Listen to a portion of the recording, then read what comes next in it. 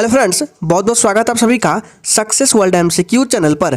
तो चलिए आज के इस वीडियो में आपके लिए पॉलिटी के 50 अति महत्वपूर्ण प्रश्नों को लेकर आए हैं। ये सभी प्रश्न हर साल एग्जाम में बार बार रिपीट होते रहते हैं, इसलिए आज की इस वीडियो का एक एक क्वेश्चन आपके लिए इंपॉर्टेंट रहने वाला है। इसलिए आप लोगों को सेशन में एंड तक बने रहना है। तो चलिए आज की इस क्लास को स्टार्ट करते हैं। तो आज की इस क्लास का सबसे पहला प्रश्न है, वित्त आयोग का गठन कौन करता है? वित्त मंत्री करता है, प्रधानमंत्री करता है, लोकसभा अध्यक्ष करता है या डी राष्ट्रपति करता है? और आपको प्रत्येक क्वेश्चन के लिए मैक्सिमम 5 सेकंड का टाइम भी दिया जाता है। चलिए फटाफट से आंसर करते जाएंगे। अगर आपको इनमें से पहले से किसी भी प्रश्न का आंसर आता है तो आप लोग कमेंट बॉक्स में देते जाइएगा। तो इसका राइट आंसर क्या आ जाएगा? जी बिल्कुल, जो भी बच्चे कमेंट बॉक्स में डी को दिए हैं बिल्कुल सही जवाब हो जाएगा। वित्त आयोग का गठन कौन करता है? तो राष्ट्रपति करता है। ध्यान रखना है, राष्ट्रपति के द्वारा 5 वर्षों के लिए वित्त आयोग का गठन किया जाता है। और ये जो वित्त आयोग है ये संविधान के अनुच्छेद 280 में दिया गया है, इसका वर्णन किया गया है। इसको भी ध्यान में रखना है, एग्जाम में पूछा जाता है। नेक्स्ट क्वेश्चन है, उच्चतम न्यायालय के मुख्य न्यायाधीश की सेवानिवृत्ति आयु कितनी होती है? चलिए आंसर करते जाएंगे। और फ्रेंड्स, आपको प्रत्येक क्वेश्चन के आंसर कमेंट बॉक्स में करने हैं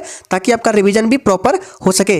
तो याद रखिएगा, उच्चतम न्यायालय यानी कि सुप्रीम कोर्ट के मुख्य न्यायाधीश की सेवानिवृत्ति आयु 65 वर्ष की होती है। याद रखना है, ऑप्शन ए इस प्रश्न का बिल्कुल सही जवाब हो जाएगा। अगर आपसे पूछे हाई कोर्ट यानी कि उच्च न्यायालय तो 62 वर्ष का हो जाएगा। दोनों को याद रखना है, इंपॉर्टेंट है, बार बार एग्जामों में पूछा जाता है। तीसरा प्रश्न है, प्रथम वित्त आयोग का गठन कब किया गया था? चलिए आंसर करते जाएंगे। मोस्ट इंपॉर्टेंट प्रश्न है, प्रथम वित्त आयोग का गठन कब किया गया था? तो याद रखना है, प्रथम वित्त आयोग का गठन 1951 ईस्वी में किया गया था। और याद रखना है, अध्यक्ष कौन थे? तो केसी नियोगी अध्यक्ष थे। अध्यक्ष के बारे में बार बार पूछा था एग्जामों में। याद रखना है, प्रथम वित्त आयोग के अध्यक्ष कौन थे? तो केसी नियोगी थे। याद रखना है, इंपॉर्टेंट है। चौथा प्रश्न है, सर्वोच्च न्यायालय के प्रथम मुख्य न्यायाधीश कौन थे? चलिए फटाफट से आंसर करते जाएंगे। और फ्रेंड्स, अगर आप चैनल पर पहली बार आए तो चैनल को सब्सक्राइब करके और साथ में बेल आइकन को भी प्रेस कर लेंगे ताकि इस तरह के इंपॉर्टेंट क्लास आपसे कभी छूटे ना। तो इसका राइट आंसर ऑप्शन सी के साथ चला जाएगा, हीरालाल जे कानिया। याद रखना है, सर्वोच्च न्यायालय के प्रथम मुख्य न्यायाधीश हीरालाल जे कानिया थे। एक प्रश्न और यहाँ से बनता है, अगर आपसे पूछे कि सर्वोच्च न्यायालय के प्रथम महिला मुख्य न्यायाधीश कौन थी? तो याद रखना है, कौन थी? फातिमा बीबी। याद रखना है, फातिमा बीबी थी सर्वोच्च न्यायालय के प्रथम मुख्य न्यायाधीश महिला। याद रखना इंपॉर्टेंट है। पांचवा प्रश्न है, सर्वोच्च न्यायालय के न्यायाधीश के वेतन और भत्ते किस पर भारित होते हैं? चलिए फटाफट से आंसर करते जाएंगे। चलिए, सर्वोच्च न्यायालय के न्यायाधीश के वेतन और भत्ते किस पर भारित होते हैं? तो याद रखना है, ये भारत की संचित निधि। याद रखना है, 5 का राइट आंसर ऑप्शन सी के साथ चला जाएगा, भारत की संचित निधि। याद रखना है, ऑप्शन सी इस प्रश्न का बिल्कुल सही जवाब हो जाएगा। इन्हीं पर क्या होता है, सर्वोच्च न्यायालय के न्यायाधीश के वेतन और भत्ते भारित होते हैं। नेक्स्ट क्वेश्चन है, उच्चतम न्यायालय में अधिकतम कितने न्यायाधीश हो सकते हैं? मोस्ट इंपॉर्टेंट प्रश्न, आंसर करेंगे। इस सेशन में एक एक प्रश्न आपके एग्जाम के लिए मोस्ट इंपॉर्टेंट है, इसलिए सेशन में एंड तक बने रहना है। तो इसका राइट आंसर ऑप्शन बी के साथ चला जाएगा। उच्चतम न्यायालय में अधिकतम कितने न्यायाधीश हो सकते हैं? तो 31 न्यायाधीश हो सकते हैं। ऑप्शन बी इस प्रश्न का बिल्कुल सही जवाब हो जाएगा। नेक्स्ट क्वेश्चन है, अनुच्छेद 143 के अनुसार उच्चतम न्यायालय से परामर्श कौन मांग सकता है? मोस्ट इंपॉर्टेंट प्रश्न आपके एग्जाम के लिए। चलिए आंसर करेंगे। अनुच्छेद 143 के अनुसार उच्चतम न्यायालय से परामर्श कौन मांग सकता है? तो याद रखना है, राष्ट्रपति मांग सकता है। ऑप्शन ए इस प्रश्न का बिल्कुल सही जवाब हो जाएगा। सभी प्रश्नों को ध्यान रखना है, मोस्ट इंपॉर्टेंट है आपके एग्जाम के लिए। अगला प्रश्न है, भारतीय संविधान का व्याख्याकार और संरक्षक कौन होता है? चलिए आंसर करते जाएंगे। और फ्रेंड्स, अगर आपको ये सेशन अच्छा लग रहा है तो सभी लोग दिल से इस सेशन को लाइक करेंगे और अपने सभी मित्रों के साथ इस सेशन को शेयर करेंगे। तो 8 का राइट आंसर क्या जाएगा? जी बिल्कुल डी के साथ चला जाएगा, सर्वोच्च न्यायालय। याद रखना है, भारतीय संविधान का व्याख्याकार और संरक्षक कौन होता है? तो सर्वोच्च न्यायालय होता है। ऑप्शन डी इस प्रश्न का बिल्कुल राइट आंसर हो जाएगा। अगला प्रश्न है, भारत के राष्ट्रपति और उपराष्ट्रपति दोनों का पद खाली हो तो कार्य कौन करेगा? मोस्ट इंपॉर्टेंट प्रश्न, आंसर करेंगे। भारत के राष्ट्रपति और उपराष्ट्रपति दोनों का पद खाली हो तो कार्य कौन करेगा? तो याद रखना है, ये कौन करेगा? तो इसका राइट आंसर ऑप्शन सी के साथ चला जाएगा, सर्वोच्च न्यायालय का मुख्य न्यायाधीश करेगा। ऑप्शन सी इस प्रश्न का बिल्कुल राइट आंसर हो जाएगा। मोस्ट इंपॉर्टेंट प्रश्न, इसको ध्यान रखना है। नेक्स्ट क्वेश्चन है, भारत के मुख्य न्यायाधीश कौन थे जिन्हें भारत के राष्ट्रपति के रूप में काम करने का अवसर प्राप्त हुआ था? मोस्ट इंपॉर्टेंट प्रश्न है, आंसर करते जाएंगे। चलिए, तो इसका राइट आंसर, अगर आपने कमेंट बॉक्स में ऑप्शन डी को दिया है तो बिल्कुल सही जवाब हो जाएगा, एम हिदायतुल्लाह। ऑप्शन डी इस प्रश्न का बिल्कुल सही जवाब हो जाएगा। ये ऐसे मुख्य न्यायाधीश थे जिन्हें भारत के राष्ट्रपति के रूप में काम करने का भी अवसर प्राप्त हुआ था। नेक्स्ट क्वेश्चन है, सर्वोच्च न्यायालय के न्यायाधीशों की संख्या बढ़ाने का अधिकार किनके पास होता है? मोस्ट इंपॉर्टेंट प्रश्न, आंसर करेंगे।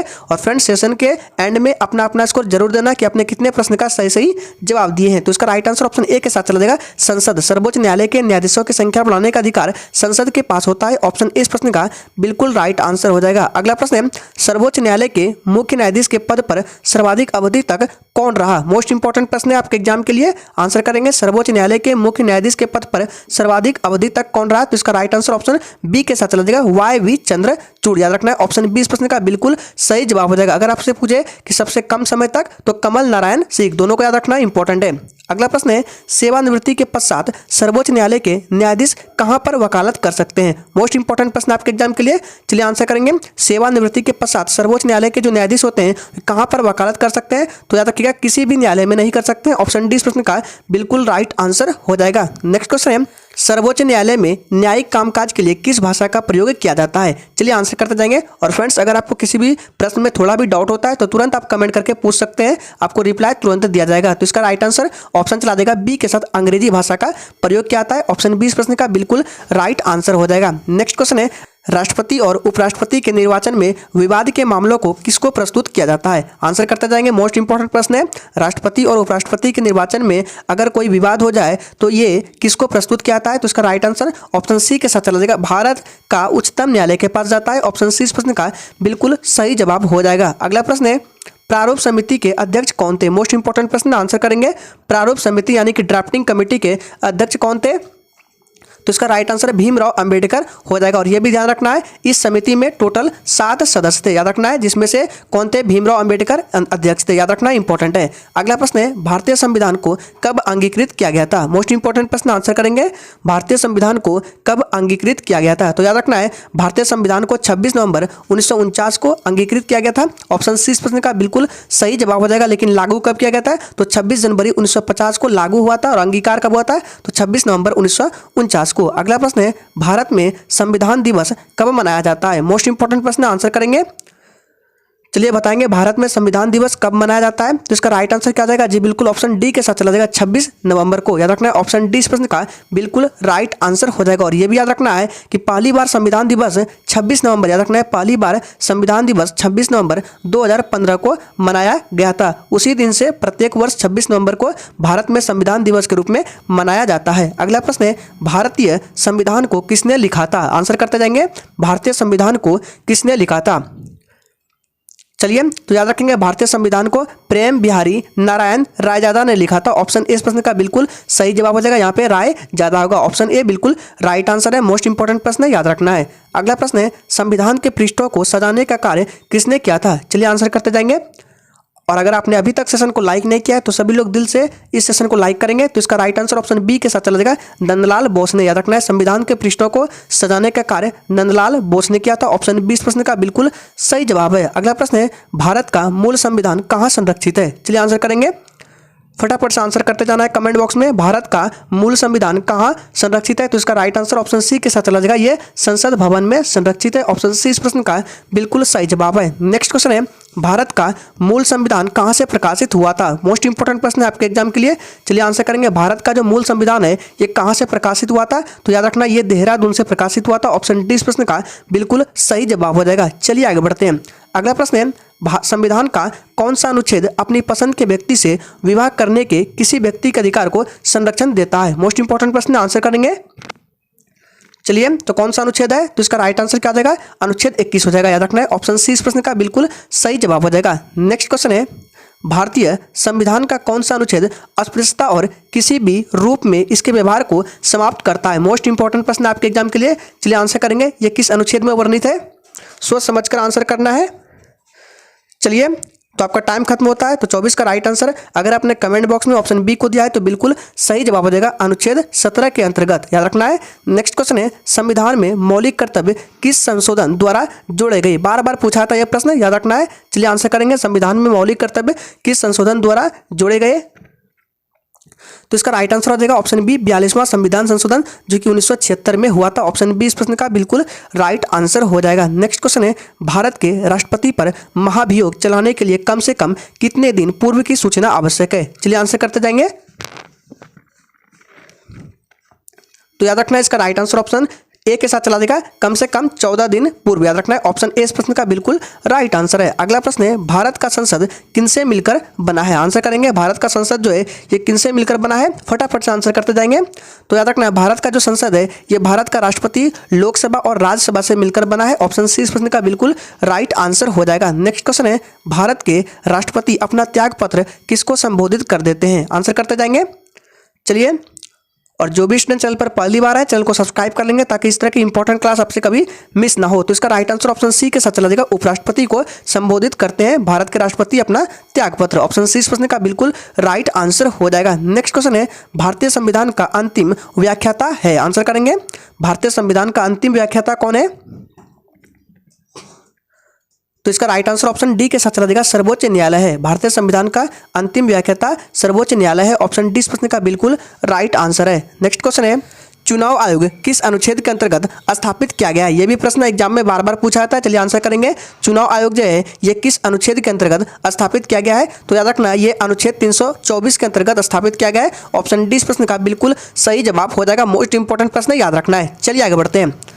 अगला प्रश्न है, सरकारिया आयोग की सिफारिशों के संबंध किससे है? मोस्ट इंपॉर्टेंट प्रश्न आंसर करेंगे, सरकारिया आयोग की सिफारिशों के संबंध किससे है? फटाफट से आंसर करते जाएंगे। तो इसका राइट आंसर ऑप्शन सी के साथ चला जाएगा, केंद्र और राज्यों के पारस्परिक संबंधों। भारतीय संविधान का अनुच्छेद 370 किससे संबंधित है? चलिए आंसर करेंगे। तो याद रखना ये जम्मू कश्मीर से संबंधित है। ऑप्शन बी इस प्रश्न का बिल्कुल सही जवाब हो जाएगा। चलिए आगे बढ़ते हैं। नेक्स्ट क्वेश्चन है, पंचायती राज किसका विषय है? चलिए फटाफट से आंसर करते जाएंगे। पंचायती राज जो है ये किसका विषय है? चलिए, तो याद रखना ये जो है ये किसका विषय है? तो ऑप्शन बी के साथ चला जाएगा, राज्य सूची का विषय है। पंचायती राज जो है ये राज्य सूची का विषय है। ऑप्शन बी इस प्रश्न का बिल्कुल राइट आंसर हो जाएगा। नेक्स्ट क्वेश्चन है, संविधान का कौन सा अनुच्छेद कानून के समक्ष समानता के अधिकार के बारे में बताता है? चलिए फटाफट से आंसर करते जाएंगे, कौन सा अनुच्छेद है? चलिए, तो इसका राइट आंसर क्या हो जाएगा? जी बिल्कुल 35 का राइट आंसर ए के साथ चला जाएगा, अनुच्छेद 14 में बताता है। ऑप्शन ए इस प्रश्न का बिल्कुल सही जवाब हो जाएगा। नेक्स्ट क्वेश्चन है, संविधान का कौन सा अनुच्छेद भारत के महान्यायवादी के बारे में बताता है? चलिए आंसर करते जाएंगे। सभी प्रश्न इंपॉर्टेंट है इसलिए सेशन को पूरा देखना है। संविधान का कौन सा अनुच्छेद भारत के महान्यायवादी के बारे में बताता है? तो इसका राइट आंसर ऑप्शन डी के साथ चला जाएगा, अनुच्छेद 76 बताता है। ऑप्शन डी इस प्रश्न का बिल्कुल सही जवाब हो जाएगा। चलिए आगे बढ़ते हैं। नेक्स्ट क्वेश्चन है, संविधान का कौन सा अनुच्छेद भारत के नियंत्रक और महालेखा परीक्षक के बारे में बताता है? फटाफट से आंसर करते जाएंगे।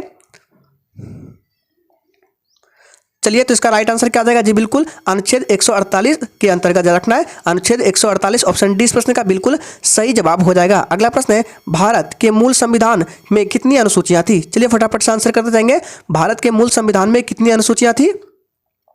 तो इसका राइट आंसर क्या जाएगा? जी बिल्कुल 8 अनुसूचियां थी। भारत के मूल संविधान में कुल 8 अनुसूचियां थी, लेकिन अभी वर्तमान में कितना है? तो 12 अनुसूचियां। याद रखना इंपॉर्टेंट है। नेक्स्ट क्वेश्चन है, भारतीय संघ के राज्यों एवं केंद्र शासित क्षेत्रों का उल्लेख किस अनुसूची में है? फटाफट से आंसर करते जाएंगे। सभी प्रश्न इंपॉर्टेंट है। भारतीय संघ के राज्यों एवं केंद्र शासित क्षेत्रों का उल्लेख किस अनुसूची में है? तो इसका राइट आंसर ऑप्शन क्या हो जाएगा? याद रखना ए के साथ चला जाएगा, ये प्रथम अनुसूची में है। ऑप्शन ए इस प्रश्न का बिल्कुल राइट आंसर हो जाएगा। इंपॉर्टेंट प्रश्न है, याद रखना है। नेक्स्ट क्वेश्चन है, संविधान की दूसरी अनुसूची का संबंध किससे है? चलिए फटाफट से आंसर करते जाएंगे। संविधान की दूसरी अनुसूची का संबंध किससे है? तो इसका राइट आंसर क्या जाएगा? ऑप्शन सी के साथ चला जाएगा, ये वेतन भत्ते और पेंशन से संबंधित है। संविधान की दूसरी अनुसूची। ऑप्शन सी इस प्रश्न का बिल्कुल सही जवाब है। अगला प्रश्न है, भारतीय संविधान की तीसरी अनुसूची में किसका उल्लेख किया गया है? फटाफट से आंसर करते जाएंगे। भारतीय संविधान की तीसरी अनुसूची में किसका उल्लेख किया गया है? तो इसका राइट आंसर क्या जाएगा? जी बिल्कुल शपथ। याद रखना है, शपथ का उल्लेख किया गया है। ऑप्शन ए इस प्रश्न का बिल्कुल सही जवाब है। अगला प्रश्न है, संविधान की चौथी अनुसूची में क्या प्रावधान किया गया है? फटाफट से आंसर करते जाएंगे। संविधान की चौथी अनुसूची में क्या प्रावधान किया गया है? तो इसका राइट आंसर क्या जाएगा? जी बिल्कुल 42 का राइट आंसर ऑप्शन डी के साथ चला जाएगा, राज्यसभा में प्रतिनिधित्व का वर्णन किया गया है संविधान की चौथी अनुसूची में। ऑप्शन डी इस प्रश्न का बिल्कुल सही जवाब हो जाएगा। याद रखना इंपॉर्टेंट प्रश्न है। नेक्स्ट क्वेश्चन है, संविधान की 5वीं अनुसूची में किसका उल्लेख किया गया है? चलिए फटाफट से आंसर करते जाएंगे। संविधान की 5वीं अनुसूची में किसका उल्लेख किया गया है? तो इसका राइट आंसर क्या जाएगा? बी के साथ चला जाएगा, एससी और एसटी का उल्लेख किया गया है संविधान की 5वीं अनुसूची में। यानी कि एससी का मतलब क्या होता है? अनुसूचित जाति, और एसटी का मतलब अनुसूचित जनजाति से होता है। नेक्स्ट क्वेश्चन है, संविधान की किस अनुसूची में 4 राज्यों के अनुसूचित जनजातियों का वर्णन है? चलिए फटाफट से आंसर करते जाएंगे। संविधान की किस अनुसूची में 4 राज्यों के अनुसूचित जनजाति का वर्णन मिलता है? तो इसका राइट आंसर ऑप्शन सी के साथ चला जाएगा, 6ठी अनुसूची में। ऑप्शन सी इस प्रश्न का बिल्कुल सही जवाब हो जाएगा। अगला प्रश्न है, संविधान की किस अनुसूची में केंद्र एवं राज्यों के बीच शक्तियों के बंटवारे का उल्लेख है? चलिए फटाफट से आंसर करते जाएंगे। आंसर करेंगे, संविधान की किस अनुसूची में केंद्र एवं राज्यों के बीच शक्तियों के बंटवारे का उल्लेख है? तो इसका राइट आंसर ऑप्शन ए के साथ चला जाएगा, ये 7वीं अनुसूची में है। ऑप्शन ए इस प्रश्न का बिल्कुल राइट आंसर है। नेक्स्ट क्वेश्चन है, संविधान की 8वीं अनुसूची में वर्तमान में कितनी भाषाएं हैं? फटाफट से आंसर करते जाएंगे। चलिए, तो इसका राइट आंसर क्या जाएगा जी? बिल्कुल, अगर आपने कमेंट बॉक्स में ऑप्शन बी को दिया है तो बिल्कुल सही जवाब हो जाएगा। अभी वर्तमान में 22 भाषाएं हैं। ऑप्शन बी इस प्रश्न का बिल्कुल सही जवाब हो जाएगा। नेक्स्ट क्वेश्चन है, संविधान में 9वीं अनुसूची कब जोड़ा गया था? फटाफट से आंसर करते जाएंगे। ये भी प्रश्न हर साल एग्जाम में रिपीट होता रहता है। संविधान में 9वीं अनुसूची कब जोड़ा गया था? तो ये 1951 में जोड़ा गया था। और किस संविधान संशोधन के तहत? तो याद रखिएगा, प्रथम संविधान संशोधन के तहत संविधान में 9वीं अनुसूची को ऐड किया गया था। और ये भी प्रश्न पूछा था एग्जाम में कि संविधान का प्रथम संशोधन कब हुआ था? तो 1951 में हुआ था। इस डेट को याद रखना है, पूछा जाता है। नेक्स्ट क्वेश्चन है, संविधान में दल बदल विरोधी कानून 10वीं अनुसूची किस संविधान संशोधन के द्वारा जोड़ी गई थी? फटाफट से आंसर करेंगे। और यह भी याद रखना है आपको कि 10वीं अनुसूची जो है इसमें दल बदल विरोधी कानून है। तो इसका राइट आंसर ऑप्शन बी के साथ चला जाएगा, 52वां संविधान संशोधन। और आपको कमेंट बॉक्स में बताना है कि 52वां संविधान संशोधन कब हुआ था। आपको कमेंट बॉक्स में इसका आंसर करना है। देखते कितने बच्चे आंसर कर पाते हैं। नेक्स्ट क्वेश्चन है, पंचायती राज संविधान में कौन सी अनुसूची में जोड़ी गई थी? फटाफट से आंसर करेंगे। चलिए, तो इसका राइट आंसर क्या जाएगा जी? बिल्कुल 11वीं, याद रखना है। ऑप्शन ए इस प्रश्न का बिल्कुल सही जवाब हो जाएगा, 11वीं अनुसूची में, याद रखना है, इंपॉर्टेंट है। और किस संविधान संशोधन के तहत? तो 73वें संविधान संशोधन के साथ, जो कि 1992 ईस्वी में हुआ था। इस डेट को याद रखना है। नेक्स्ट क्वेश्चन है, संविधान में 12वीं अनुसूची किस संविधान के द्वारा जोड़ी गई थी? फटाफट से आंसर करते जाएंगे। ये आज के सेशन का आखिरी प्रश्न है। तो इसका राइट आंसर क्या जाएगा जी? बिल्कुल ऑप्शन सी के साथ चला जाएगा, 74वां संविधान संशोधन, जो कि हुआ था 1993 ईस्वी में। याद रखना इस डेट को। इस संविधान संशोधन के तहत संविधान में 12वीं अनुसूची को ऐड किया गया था। ऑप्शन सी इस प्रश्न का बिल्कुल सही जवाब हो जाएगा। तो आज के सेशन में पॉलिटी के ये 50 इंपॉर्टेंट प्रश्न थे जो हर साल एग्जामों में रिपीट होते रहता है। तो आज के लिए इतना ही, तब तक के लिए जय हिंद।